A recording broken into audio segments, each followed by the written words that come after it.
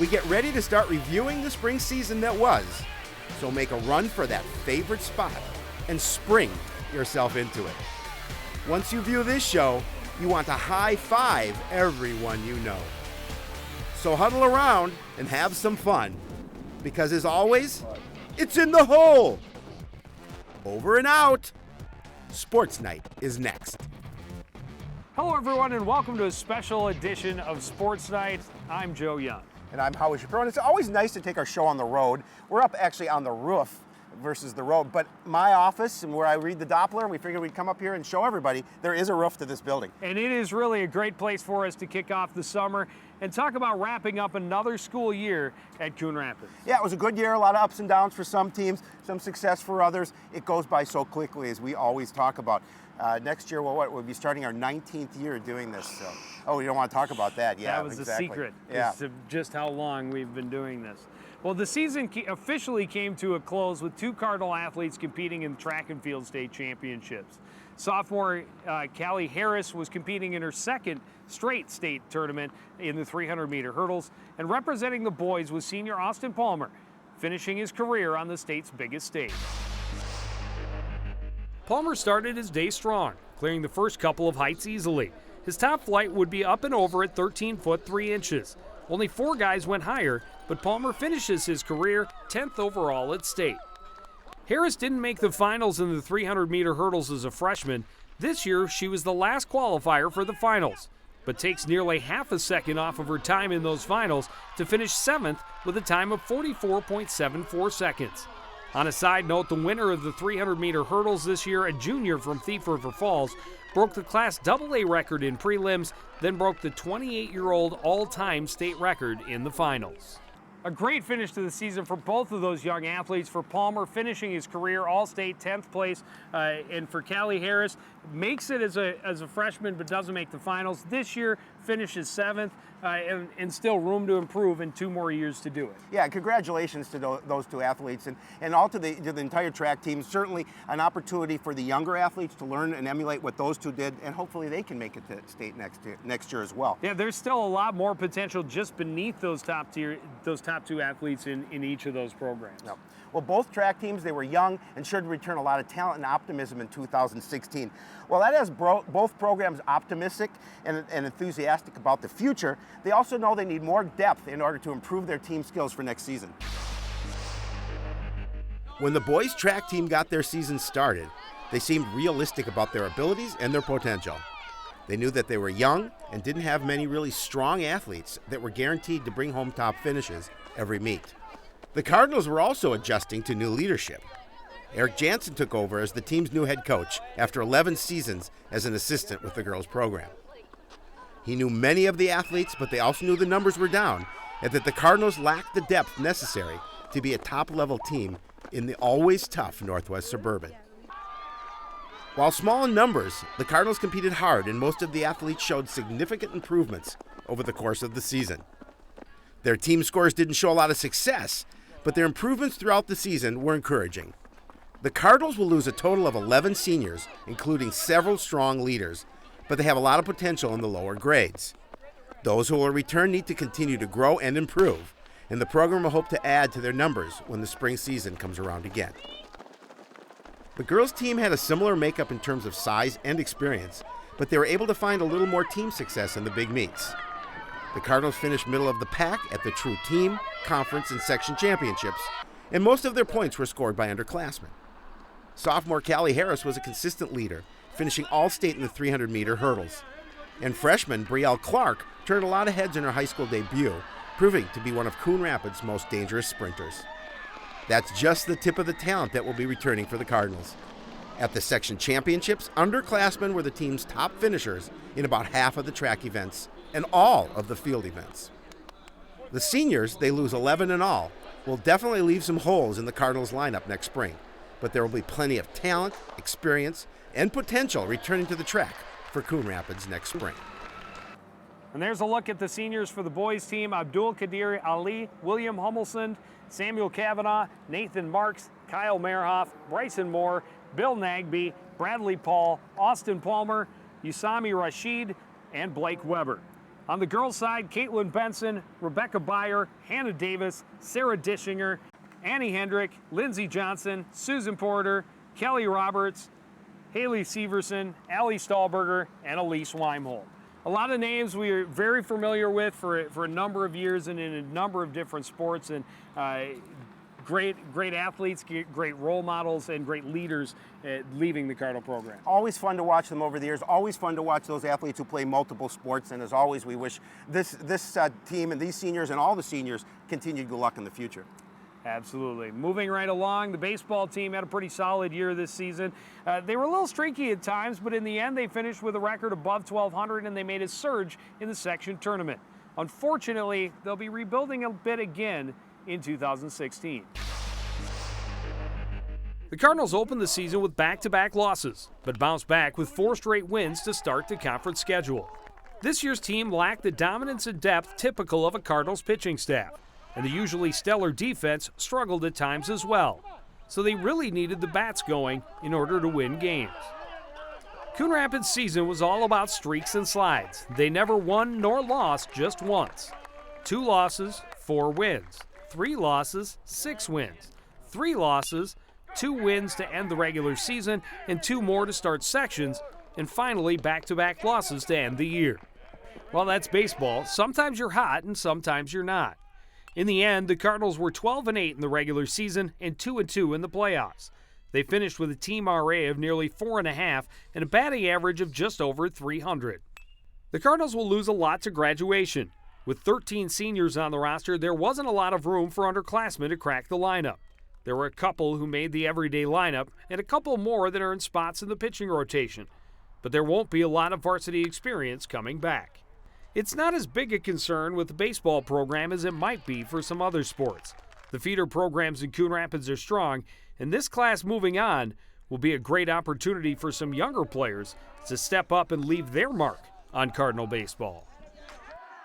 A long list of seniors for the boys: Jordan Little, Cody Thompson, Connor Boone, John Kutsky, Brody Lang, Nick Plessel, Michael Zimbeck, Justin Reeves, Matt Essler, Dylan McKeever, Eli Valder, Tyler Wojciechowski, and Carter Schoolmeisters. And again, names we're very familiar with, and we will definitely miss Wojciechowski around here after having both Tyler and his older brother Alex for a number of seasons. Yeah, you look at that list and a number of contributors. Connor Boone as well. It was the ace of this staff, and and I think coming into this season, they were a little concerned about their pitching. Thought their hitting would be good. Their defense usually is always good. Had a little streaky season. Maybe a little bit better than they thought. I'm not real sure. I haven't had a chance to talk to the coaches, but nonetheless, I think a successful season for them. Didn't go where they wanted to, but success nonetheless. Well, and they were playing their better baseball at the end, especially from the mound, and defensively they were holding teams down when they got to the playoffs. Absolutely.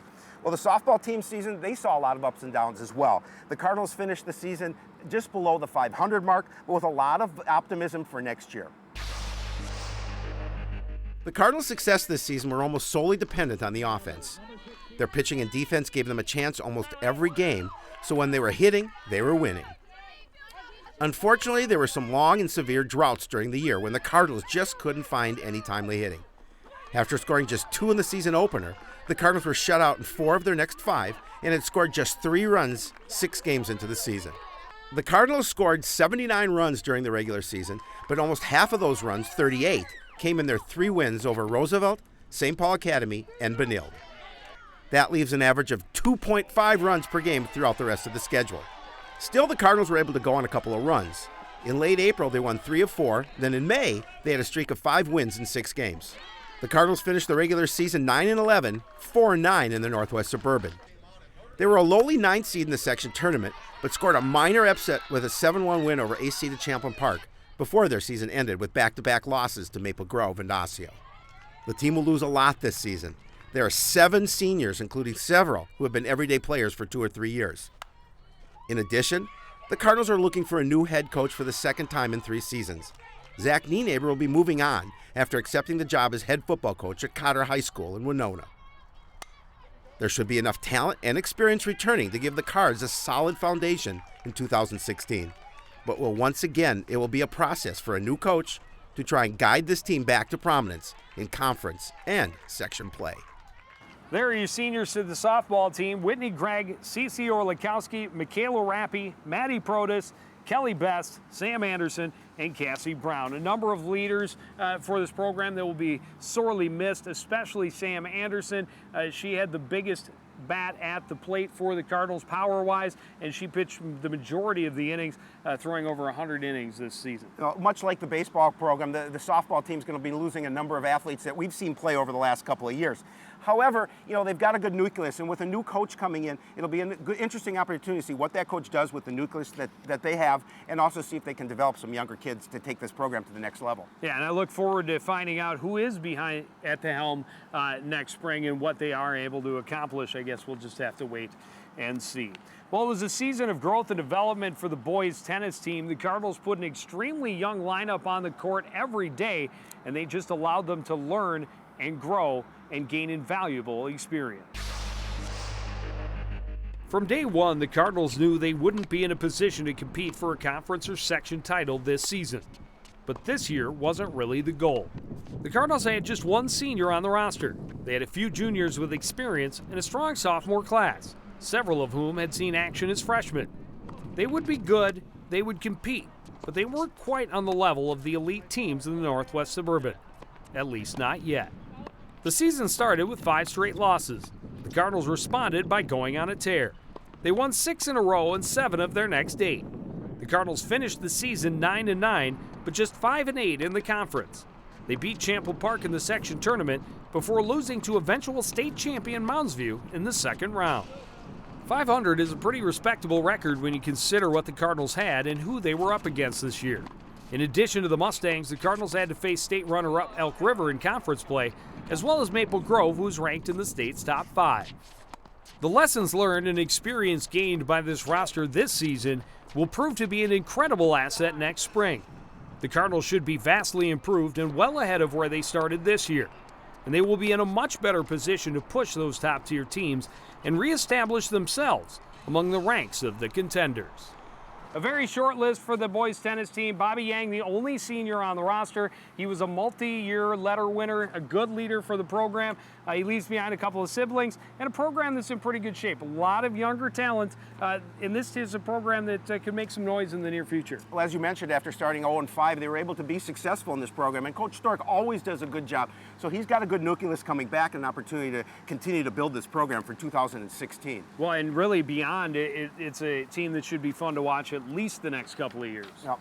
The boys golf team, they may not have had a lot of success on the course this spring, but they have a prize that will last all summer and help them improve for 2016. The entire roster will be back next year, and they have a free pass at Bunker Hill all summer long, so there's no reason for them not to improve their game for next year. Like every sport, the Northwest Suburban is chock full of talent for boys golf. Every match, the medalist is at least near par, if not below. While the Cardinals didn't have anyone competing at that level this spring, there's plenty of hope for the future. There were no seniors on the roster this spring, so everyone will be back, and several sophomores have 2 more seasons to look forward to. If those Cardinals decide to take the opportunity and really wear out their card at Bunker Hills this summer, they could be much improved next spring. The team scores this season were consistently near the bottom of the standings, and most players shot averages they would consider disappointing. However, this is a game that can take a lifetime to learn and master, and it's nearly impossible to show significant improvement over the very short course of a high school season. Perhaps more than any other sport, commitment to off-season improvement is absolutely critical for golfers. All of the Cardinals at one point or another during the year showed flashes of what they are capable of. If they put the work in this summer, they all have the chance to come back next spring, playing at a much higher level. Yeah, not a great year scores-wise, but with everybody coming back, a lot of reason to be excited about this Cardinal program. Without a doubt. And I did check for you, Joe. You don't have any eligibility left. I know you wanted to play free all summer long at Bunker. Unfortunately, you'll have to pay like everybody else does. But you're right. This is an opportunity for them to continue to develop and get better for next season. Yeah, well, unlike the boys, the girls golf team will have a lot of rebuilding to do next spring. This was a season that started without a lot of varsity experience, and unfortunately, it'll be a similar story next year. Cardinals had a senior-dominated lineup, and will have just 2 letter winners returning in 2016. This season was not about winning and losing for the Cardinals girls golf team.